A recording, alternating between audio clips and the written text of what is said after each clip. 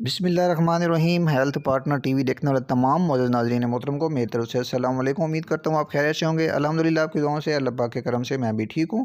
Friend, आज की video में हम आपके साथ एक ऐसा नुस्खा पेश करने जा रहे हैं जो हज़रात ये कहते हैं कि हम वाशरूम में क़ज़ाए हाजत के लिए जाते हैं तो हमें बहुत तकलीफ़ होती है, यानी कि बहुत देर टिकर बैठना पड़ता है, उसके बाद जाकर हमें क़ज़ाए हाजत होती है या हमें उसमें तकलीफ़ रहती है या हमारे सर में दर्द रहता है।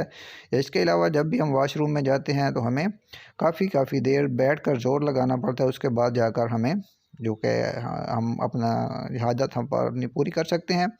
तो ऐसे अफराद जो जिनका ब्लड वगैरह शूट कर जाता है या मैदा ख़राब रहता है या सर में दर्द रहता है, तो वो कहते हैं कि हमने बहुत सारी चीज़ें यूज़ कर ली, हमने बहुत सी सलाद वगैरह भी इस्तेमाल करते हैं, इसके अलावा हम कहवे भी पीते हैं या इसके अलावा और भी जितनी अद्वियात हैं, हम बहुत सी चीज़ें हम खा खा कर हम तंग आ चुके हैं, हम नुस्खे ले रहे हैं, हम दूध में काफ़ी चीज़ें इस्तेमाल कर चुके हैं, तो उनको कोई खातिर खा फ़ायदा नहीं हुआ। तो इंशाल्लाह आज आपकी खिदमत में एक सादा सी चीज़ पेश करने जा रहा हूँ, तो उसको आप इस्तेमाल करके इंशाल्लाह आपको बहुत फ़ायदा होगा। तो वो पेश करने से पहले आपसे रिक्वेस्ट है, अगर आप हमारे चैनल पर न्यू है तो चैनल को सब्सक्राइब करें, वीडियो अच्छी लगी दोस्तों वीडियो को लाइक करें और ऑल के बटन को लाजमी प्रेस करें ताकि हमारे आने वाली हर वीडियो को नोटिफिकेशन आपको बर वक्त मिलता रहे।